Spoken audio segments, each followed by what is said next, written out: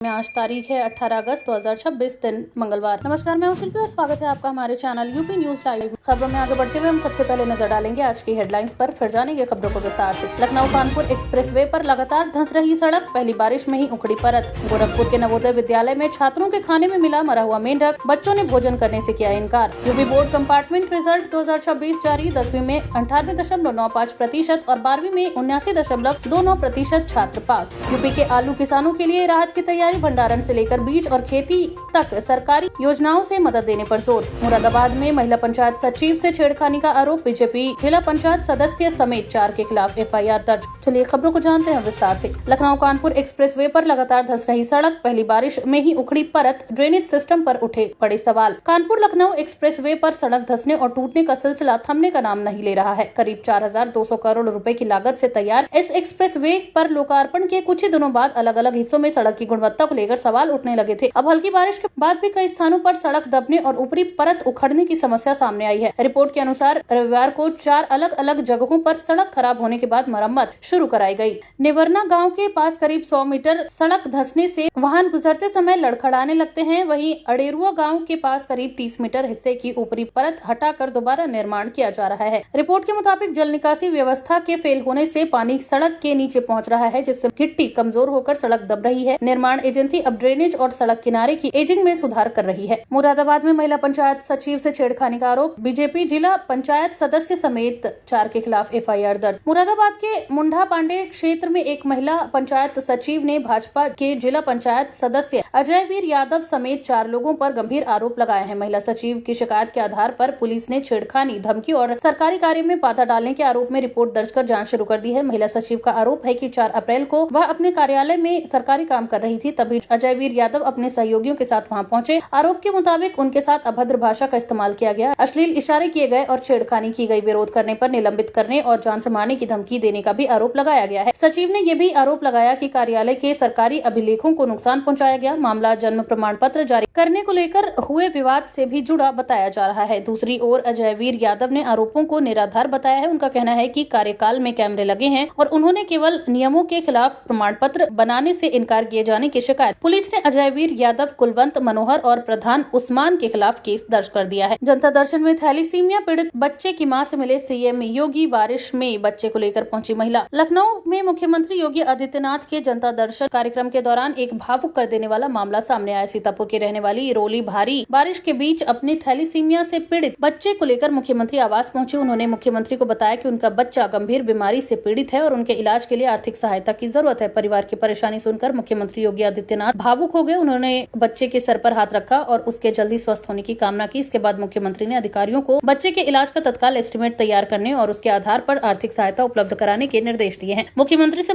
मदद का आश्वासन मिलने के बाद परिवार ने राहत महसूस की और उनका आभार जताया। अमरोहा में हाईवे पर कांवड़ियों के डीजे में अचानक लगी आग, मची अफरा तफरी, समय रहते आग बुझाकर टला बड़ा हादसा। अमरोहा में कांवड़ यात्रा के दौरान बड़ा हादसा होते होते टल गया। रजबपुर थाना क्षेत्र में रविवार देर रात कांवड़ियों के साथ चल रहे डीजे सेटअप में अचानक आग लग गई। घटना के समय जत्था मुरादाबाद की तरफ से बज्रघाट की ओर गंगा जल ले जा रहा था। कांवड़िये डीजे पर भक्ति गीतों के साथ आगे बढ़ रहे थे। रात करीब 12 बजे अचानक डीजे के ऊपर से धुआं निकलने लगा और देखते ही देखते उसमें आग दिखाई देने लगी। घटना देखते ही देखते आसपास मौजूद कांवड़ियों के बीच अफरा तफरी मच गई। हालांकि लोगों ने घबराने के बजाय तुरंत आग बुझाने की कोशिश की। सामूहिक प्रयास से आग को ज्यादा फैलने से पहले ही काबू कर लिया गया। इससे डीजे वाहन और आसपास मौजूद लोगों को बड़ा नुकसान होने से बच गया। घटना की सूचना मिलने पर रजबपुर पुलिस भी मौके पर पहुंची और स्थिति को नियंत्रित किया। आग लगने की वास्तविक वजह फिलहाल स्पष्ट नहीं हो सकी है। घटना का वीडियो भी सामने आया है, जिसमें डीजे से धुआं उठता और कांवड़ियों को आग बुझाते देखा जा सकता है। गोरखपुर के नवोदय विद्यालय में छात्रों के खाने में मिला मरा हुआ मेंढक, बच्चों ने भोजन करने से किया इनकार। गोरखपुर के धनेवा स्थित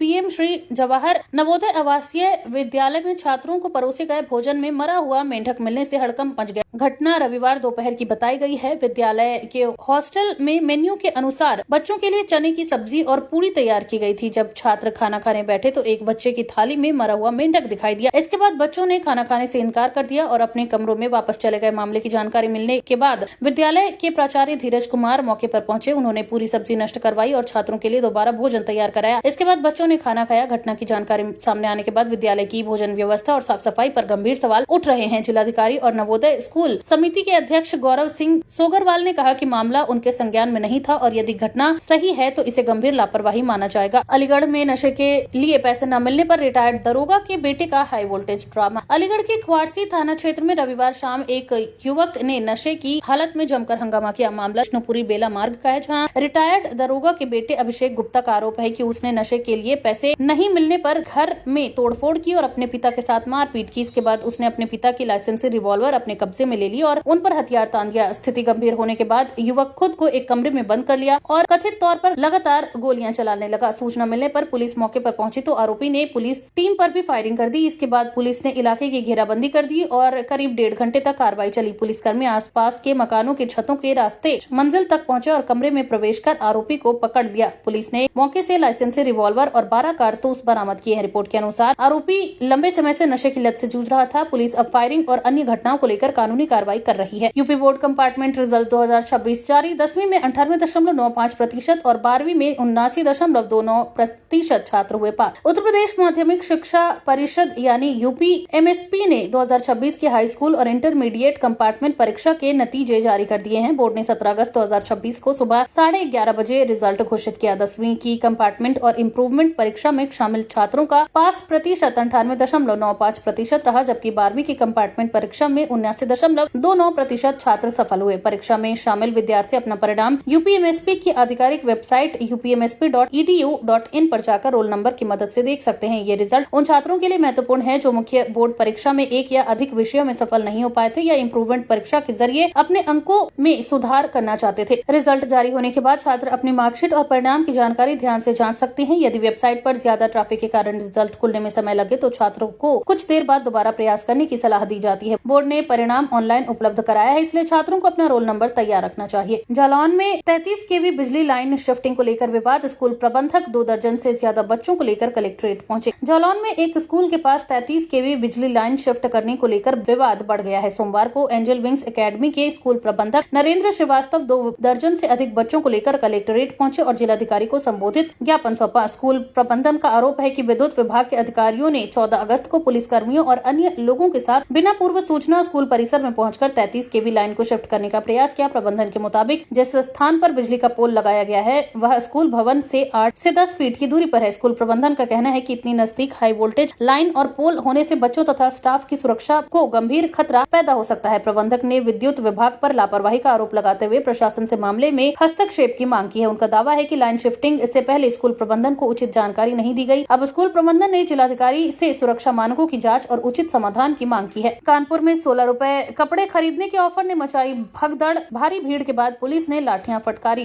कानपुर के अनवरगंज स्थित आलम मार्केट में सोशल मीडिया पर वायरल हुए एक बेहद ही सस्ते कपड़ों के ऑफर ने ऐसा हंगामा खड़ा कर दिया कि पुलिस को स्थिति संभालने के लिए लाठियां फटकारनी पड़ी। कपड़ा व्यापारी रईस आलम की ओर से 16 मिनट तक 16 रुपए में कपड़े देने का ऑफर सोशल मीडिया पर प्रचारित किया गया था। शनिवार रात ऑफर का लाभ लेने के लिए बड़ी संख्या में लोग आलम मार्केट पहुंच गए। देखते ही देखते भीड़ इतनी बढ़ गई कि स्थिति नियंत्रण से बाहर चली। ऑफर की अवधि खत्म होने के बाद भी लोग वहां से हटने को तैयार नहीं हुए और हंगामा शुरू हो गया। पुलिस ने पहले लाउड हेलर के जरिए लोगों को समझाने और हटाने का प्रयास किया, लेकिन भीड़ पर इसका असर नहीं हुआ। इसके बाद पुलिस ने लाठियां फटकार कर लोगों को तितर बितर किया। इस दौरान भगदड़ जैसी स्थिति बन गई और कुछ लोग चोटिल भी हो गए। करीब 2 घंटे बाद स्थिति सामान्य हो सकी। वहीं पुलिस की ओर से FIR दर्ज की गई है और कपड़ा व्यापारी रईस आलम तथा सलमान को गिरफ्तार कर लिया गया है। यूपी के आलू किसानों के लिए राहत की तैयारी। भंडारण से लेकर बीज और खेती तक सरकारी योजनाओं से मदद देने पर जोर। उत्तर प्रदेश के आलू किसानों के लिए सरकार की ओर से कई स्तरों पर सहायता उपलब्ध कराने की योजना पर जोर दिया जा रहा है। आलू उत्पादन में यूपी देश के प्रमुख राज्यों में शामिल है, लेकिन किसानों के सामने फसल के भंडारण, अच्छे बीज, लागत और लगातार और बाजार से जुड़ी चुनौतियां बनी रहती हैं। सरकार की योजनाओं में कोल्ड स्टोरेज और भंडारण सुविधाओं को मजबूत करने के साथ साथ बेहतर गुणवत्ता वाले बीज उपलब्ध कराने पर भी ध्यान दिया जा रहा है। किसानों को आलू बीज उत्पादन और अन्य कृषि गतिविधियों में सब्सिडी तथा तकनीकी सहायता उपलब्ध करने की व्यवस्था भी की गई है। इससे किसानों को बेहतर किस्म का बीज मिलने और उत्पादन बढ़ाने में मदद मिल सकती है। यमुना सिटी में प्रवेश करते ही दिखेगा नया शानदार गेट। एंट्री गेट की लोकेशन फाइनल। शहर की खूबसूरती बढ़ाने की तैयारी। ग्रेटर नोएडा क्षेत्र में विकसित हो रही यमुना सिटी को और आकर्षक बनाने के लिए भव्य एंट्री गेट तैयार करने की योजना बनाई गई है। इसके लिए स्थान को अंतिम रूप दे दिया गया है। एंट्री गेट का उद्देश्य यमुना सिटी में प्रवेश करने वाले लोगों को एक अलग पहचान और बेहतर शहरी अनुभव देना है। क्षेत्र में तेजी से हो रहे औद्योगिक, आवासीय और बुनियादी ढांचे के विकास के बीच शहर के प्रवेश द्वार को भी आधुनिक रूप देने की तैयारी है। प्रस्तावित गेट को इस तरह विकसित किए जाने की योजना है कि यह यमुना सिटी की पहचान का हिस्सा बन सके और आने वाले समय में यहाँ पहुँचने वाले निवेशकों, यात्रियों और स्थानीय लोगों के लिए आकर्षण का केंद्र बने। लखनऊ में शिक्षकों की कमी को लेकर छात्राओं का प्रदर्शन। बारिश के बीच सीएम आवास की ओर बढ़ी, सड़क पर लगा जाम। लखनऊ में शिक्षकों की कमी को लेकर छात्राओं का प्रदर्शन एक बार फिर सामने आया। रिपोर्ट के अनुसार छात्राएं बारिश के बीच मुख्यमंत्री आवास की ओर जाने के लिए सड़क पर निकल पड़ी। उनका आरोप है कि स्कूल में पर्याप्त शिक्षक नहीं होने के कारण पढ़ाई प्रभावित हो रही है और लंबे समय से उनकी समस्या का समाधान नहीं हुआ है। प्रदर्शन के दौरान छात्राओं के सड़क पर आने से यातायात भी प्रभावित हुआ और जाम की स्थिति बन गई। छात्राओं ने अपनी मांग प्रशासन और सरकार तक पहुंचाने के लिए प्रदर्शन किया। वहीं मौके पर पुलिस और प्रशासनिक अधिकारियों ने स्थिति को संभालने की कोशिश की। ये मामला संभालने की कोशिश की। यूपी में भारी बारिश का रेड अलर्ट, कानपुर, लखनऊ समेत 8 जिलों में अलर्ट, मौसम विभाग ने जारी की चेतावनी। उत्तर प्रदेश में मानसून के बीच मौसम विभाग ने भारी बारिश को लेकर बड़ा अलर्ट जारी किया है। रिपोर्ट के अनुसार लखनऊ और कानपुर समेत 8 जिलों में अगले 3 घंटे के दौरान भारी बारिश का रेड अलर्ट जारी किया गया है। जिन इलाकों में चेतावनी बताई गई है वहां तेज बारिश के साथ जलभराव और यातायात प्रभावित होने की आशंका है। लोगों को मौसम की स्थिति को देखते हुए अनावश्यक यात्रा से बचने की सलाह दी गई है। वहीं लखनऊ, कानपुर और आसपास के जिलों में बारिश के कारण निचले इलाकों में पानी भरने तथा सड़क यातायात पर असर पड़ने की संभावना बनी हुई है। भारी बारिश के दौरान बिजली चमकने और तेज हवाओं जैसी स्थिति भी बन सकती है, इसलिए खुले स्थानों पर सावधानी बरतना जरूरी है। प्रशासन और स्थानीय लोगों को भी अलर्ट रहने की जरूरत है। मौसम विभाग के रेड अलर्ट का मतलब है कि संबंधित क्षेत्र में बहुत भारी बारिश की संभावना को गंभीरता से लिया जाना चाहिए। लोगों को मौसम